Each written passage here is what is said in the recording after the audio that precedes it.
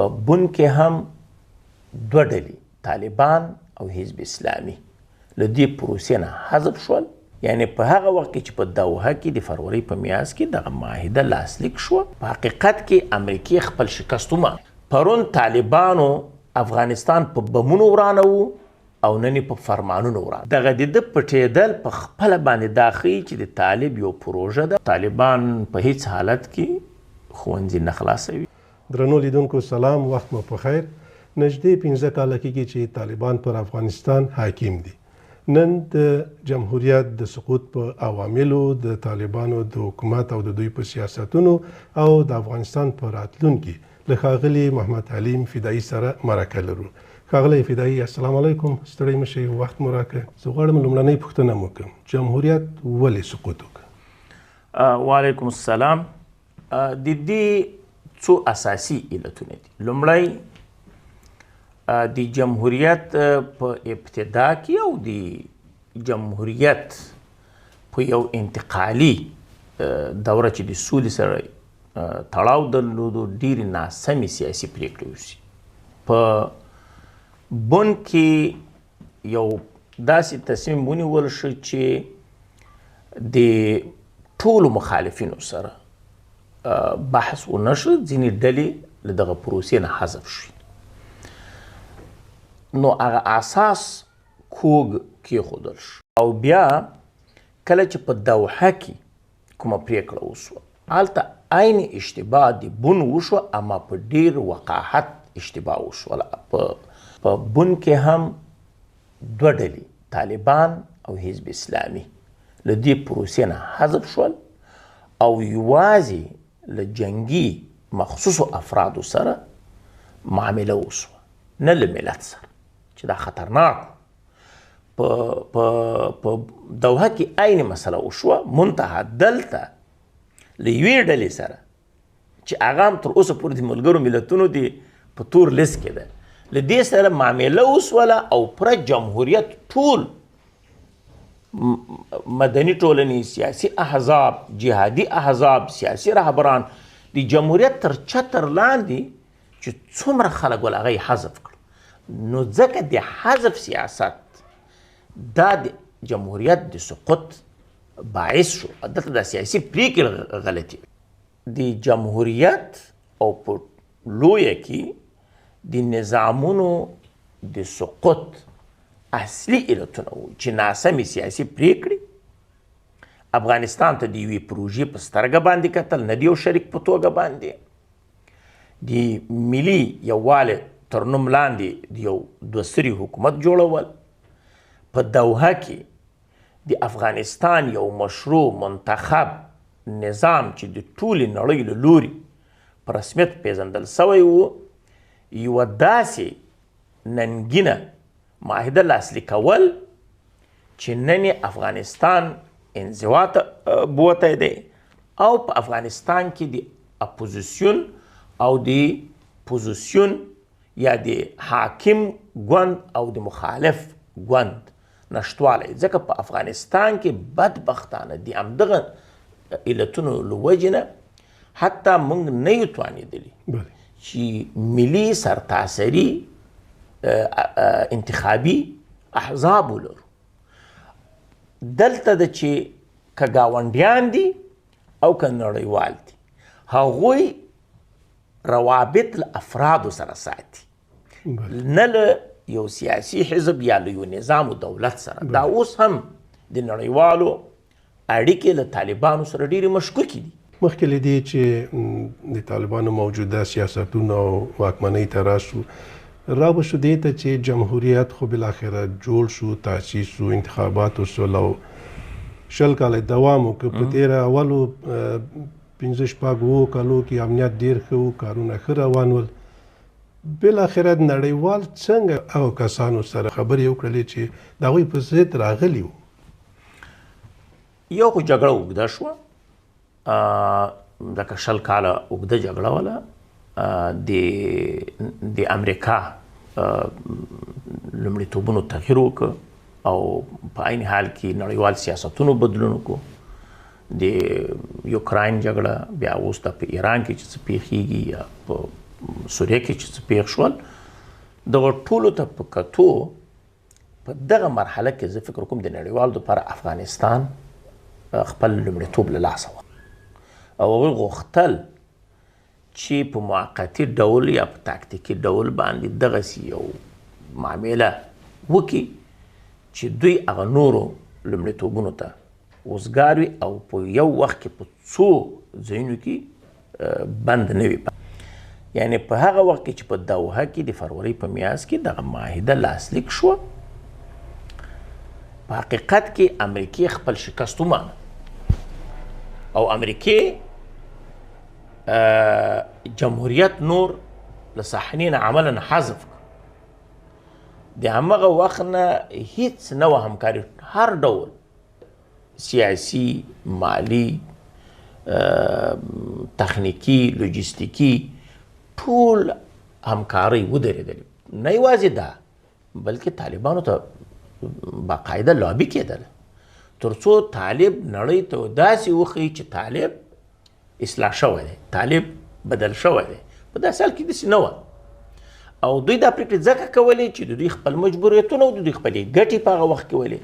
اما اوس چې کله دې حالت ته ګورو د دوی دغه پرېکړه د افغانانو لپاره هم ډېر خطرناک عواقب لري او د نړیوالو لپاره هم دا داسې نه پاتې کېږي په دې شکل باندې. دا د طالبانو راتګ د طالبانو په دې شکل باندې دوام دا به حتما بالاخره نړیوال یو ځل بیا چیچي. که غواړو چې له دغه حالت نه وځو زه فکر کوم چې ټولو ته دا پکار ده چې په خپلو سیاستونو باندې له سره فکر وکړي او افغانستان ته د یو شریک په سترګه باندې وګوري، نه د یو پروژې په سترګه باندې. په افغانستان کې تعاملات د افرادو پر ځای باندې له نظامونو سره سي او په افغانستان کې د داسې یو سیستم د جوړولو دپاره کار وکړي چې هغه سیستم په نړیوال سیستم کې فټ شي. په 2021 کې چې کله را داخل سو ورو ورو د ولسوالیو سقوط کوو، حتی ډېرې برخې پرته له دې چې پخوا غوندې امنیتي ځواکونه مقاومت وکړي سقوط کېدي یا د سپین ږیرو په تفاهم یا ځایي خلکو او داسې هم ویل کېده چې ګواکې دوی ته امر شوی چې مقاومت ونه کړي. دا امر چا کوو که دا واقعیت خبره وي؟ نه، زه په پکتیا کې والي وم، ما یو 2 میاشت مخکې استعفا وکړله. اما په هغه مرحله کې ځینې ولسوالیو سقوط شروع کړ. ما په خپله ټوله دوره کې داسې څه نه دي لیدلي چې چا د داسې امر کړی وي چې تاسو جګړه مه کوئ یا مثلا تاسو وځئ. دا څه موجود نه و. اما چونکې په افغانستان کې دغه جمهوریت له افرادو نه جوړ شوی و نه له احزابو نه. بله. دلته چونکې دغه افرادو دا سیاسیونو په دې کې مهم خلک شامل وو، په دې کې رهبران ول، سیاسي ډېر بانفوذه سیاستوال ول. دوی هر یو په ولایتونو کې قماندان درلودو، والی درلودو، ولسوالی درلودو. دوی متاسفانه د همدغه امریکایانو د لابي په نتیجه کې او په عین حال کې د جمهوریت نه هم خصوصا د روسي دوره کې د دې نه هم دوی زړه موړ سوی و. له طالبانو سره داسې اړیکې پیل کړلې چې هغه خپلو کسانو ته ویل چې نور جګړه مه کوئ.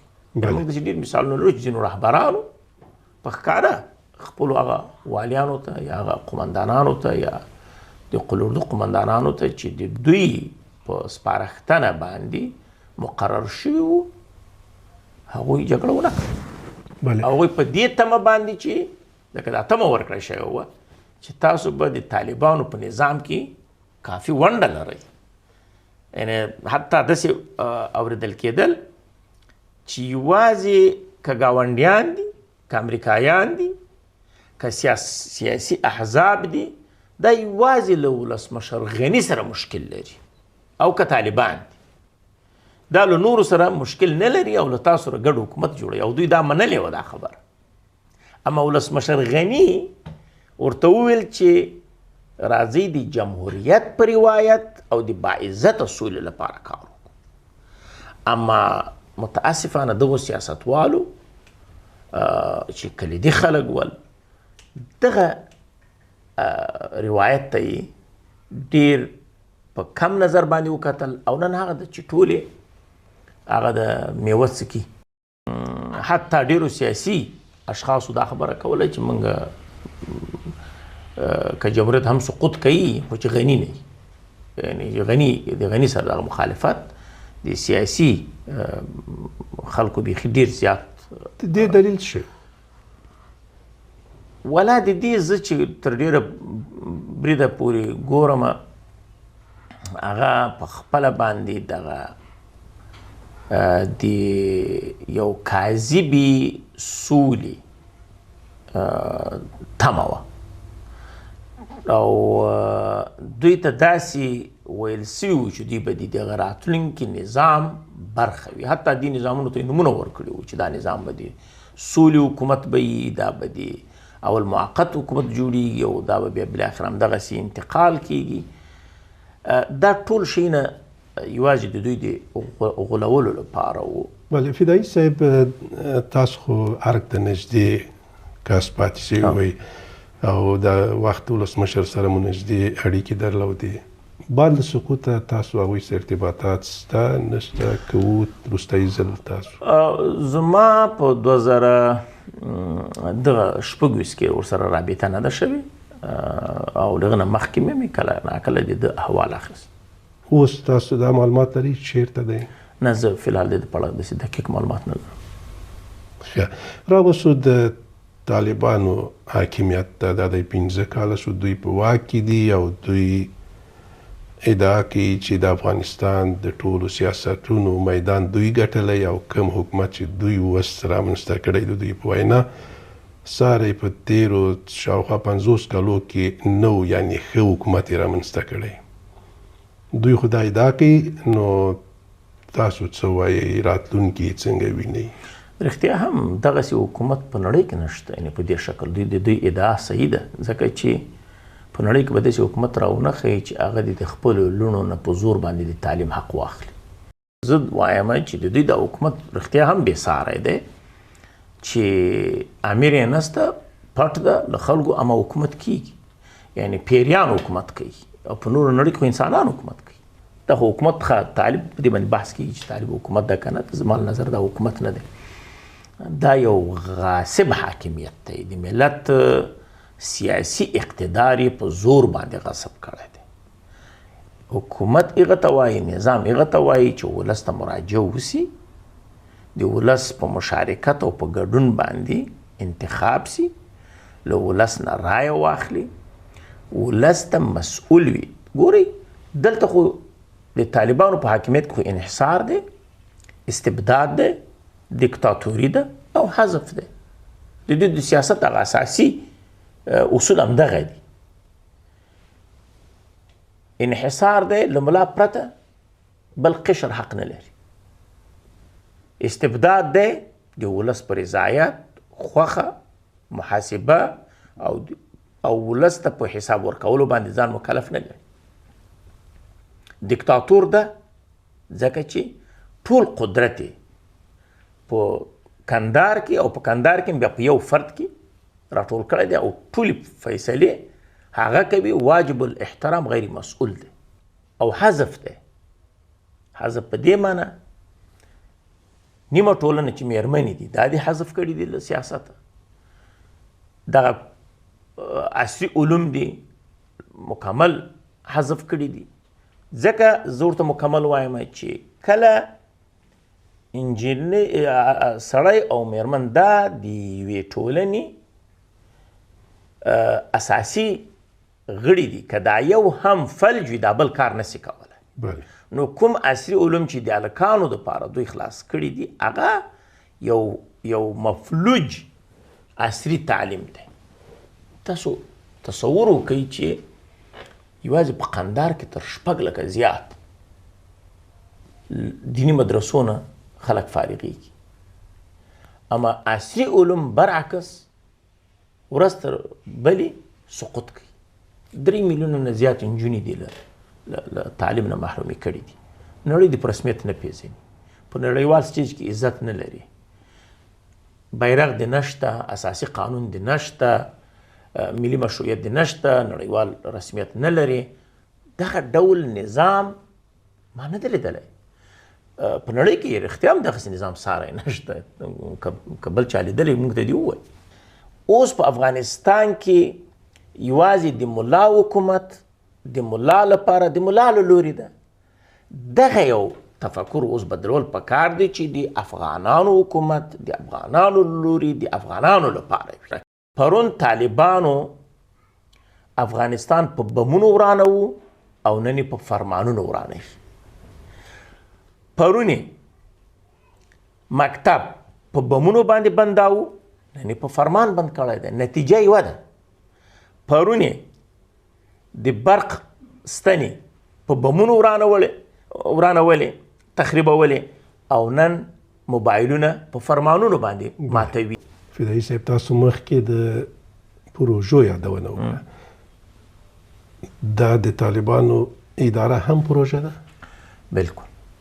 افغانستان تر اوسه پورې متاسفانه د نړیوالو دپاره یو پروژه ده، نه یو شریک.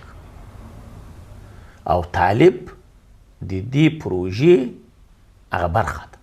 دا د ښوونځیو بندېدل، تاسو څه فکر کوئ چې طالبان په همداسې په همدې دریځ پاتې شي که نه ښوونځي به خلاص کړي؟ نه، زه فکر نه کوم چې خلاص کړي. طالبان په هیڅ حالت کې ښوونځي نه خلاصوي او دا د دوی د باورونو او د دوی د عقیدې برخه ده. زه فکر نه کوم چې دوی دا خلاص کړي. طالبان په ډېره لویه کې له هوښیار، ویښ او تعلیم یافته قشر نه ډېره ویره لري. ځکه دوی داسې فکر کوي چې څومره ټولنه جاهله وي، بېسواده وي، له نړۍ نه منزوي وي او څومره غریبه او فقیره وي، په همغه اندازه باندې هغه موتی وي، په همغه اندازه باندې هغوی ښه جګړه هم کوي. حتی او دلته یو بل څه پیښیږي د دغه سیاستونو په نتیجه کې چې ولس ټول متکي کوي په ملا باندې. او ملا دا د یو سیاسي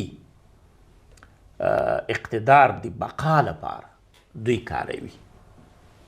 اما دا کار دوی د زور په وسیله باندې کوي.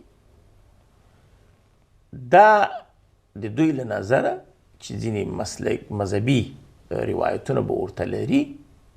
اما د اسلام په دین کې تر کومه چې زه په اسلام باندې پوهېږم دا یو اسلامي سیاست نه ده چې د نجونو پر مخ باندې ښوونځي بند کړي. د طالبانو اړیکې زما له نظره هم په خپلو منځونو کې هم له ګاونډیو سره تر ډېره بریده پورې هغه استخباراتي دي. فدایي صاحب د طالبانو د رهبر ملا هیبت الله اخندزاده په هکله یوه پوښتنه دا ده چې ولې ځان نه ښیي خلکو ته، ولې نه راڅرګندېږي؟ دغه د ده پټېدل په خپله باندې دا ښیي چې د طالب یو پروژه ده او یو بعدي مرحلې دپاره یې ځان پټ کړی دی. ځکه دوی پوهېږي، په خپل ځان باور نه لري چې دوی به دوام وکړي. ځکه پروژه پیل او پای لري. صحیح ده؟ هغه پوهېږي چې که زه راڅرګند شم بیا به په کوم نوم باندې بیا وروسته دغه خپل استخباراتي لوبې ته دوام ورکوم. نو په خپله باندې دا د ده پټېدل، نه راڅرګندېدل، دا د همدغه استخباراتي پروژې یوه برخه ده. ګورې ما مخکې تاسو ته وویل چې افغانان نه په خپلو منځونو کې او نه له نړۍ سره د تفاهم ژبه لري. ترڅنګ متاسفانه موږ نه یو توانېدلي د افغانانو په توګه باندې چې افغانستان موږ نړۍ ته د یو شریک په توګه باندې معرفي کړو، نه د یو تهدید په توګه باندې. دا زموږ ناکامي ده. کله چې ته افغانستان د تهدید په توګه باندې معرفي کوي هم افغانانو ته او هم نړۍ ته، په دغه وخت کې خلک په پروژو فکر کوي نه په شراکت بله فکر ده. اوس افغانستان په همدغسې حالت کې ده. اوس ګوري چې ګاونډیان لرې ګاونډیان ټول حتی اروپا هغه اوس په تشویش کې ده چې له دې ځای نه موږ ته کوم بل خطر واقع نه سي، تر څو چې افغانان د افغانستان د پروژې مسله په یو شریک بدل نه کړي او په شراکت هغه وخت بدلیږي چې ته له نړۍ سره د نړۍ په قوانینو باندې ژوند وکړي. دا زه فکر نه کوم په دې بڼه باندې چې دوی روان دي دا د نړیوالې ټولنې ممید او ګټور شریکان سي. که دا دوام وکړي په داسې یو وضعیت چې تاسو تشریح کړئ راتلونکي څنګه وینئ؟ د 50 کاله کې تجربې ښودلې ده چې هر حاکمیت او نظام راغلی دی یو حکومت هغه له 15 تر 20 کالو پورې ولس ورته حوصله کړې، د هغه نه وروسته ولس دومره حوصله نه لري چې هغه تحمل کړي. د دوی دغه سیاست داسې ده چې دوی د دوی سیاست په دوی په خپله باندې ختموي. دغه سیاست سره نه افغانان جوړیږي نه د دوی د طالب په منځ کې داسې ډېر افراد شته چې له دې سیاست سره هغه مخالف دي او نه نړیوال او نه ګاونډیان او نن تاسو ولیدل همغه پاکستان چې رای وستل هغه 10 کاله وروسته طالب وپېژنده وایي دا یو غیر رسمي او غیر قانوني ډله ده. اما موږ باید له بهرنیانو نه دا توقع ونه لرو چې هغه دې موږ ته کانفرانسونه جوړ کړي، موږ ته غونډې جوړې کړي. له دغه 50 کاله نه یوه زده کړه چې کوو هغه دا ده چې افغانان په خپل فکر په خپل پوهه په خپل شعور د خپلو افغانانو ترمنځ په اتفاق سره په افغاني قالینه په افغاني ټغر په افغاني امکاناتو د افغانانو په مالکیت پروسه پیل کړي. اما دا پروسه داسې یو پروسه وي چې هم افغانان په سوله کې او عزت کې ژوند وکړي او هم له نړۍ سره په سوله او امنیت کې ژوند وکړي. څومره امکان وینئ د دې؟ امکان شته. افغانستان همیشه له دغسې بحرانونو راوتلی دی او انشاءالله زه پوره ډاډمن یم چې اوس په دغه 15 کاله کې ولس هم طالبان وپېژندل، هغه توقعات چې ترې لرل هغه اوس د مایوسي په طرف باندې روان دي او دا په خپله باندې د دې زمینه برابروي چې سیاسي وګړي باندې فشار وارد شي، په خپل منځ کې انسجام رامنځته کړي او بالاخره د انسجام په نتیجه کې دوی د سیاسي فشار له وجې نه د بین الافغاني مذاکراتو په طرف باندې لاړ شي او که چېرته دا ونه سي په دغه بڼه باندې حکومت زه فکر نه کوم چې هیڅ عاقل هوښیار انسان دی که افغان وي که غیر افغان وي هغه د دغه رقم حکومت ومني. د افغانستان د لوګر ولایت پخوانی والي ښاغلی محمد علیم فدایي ډېره مننه چې کور ودان مننه ستاسې خدای مو آباد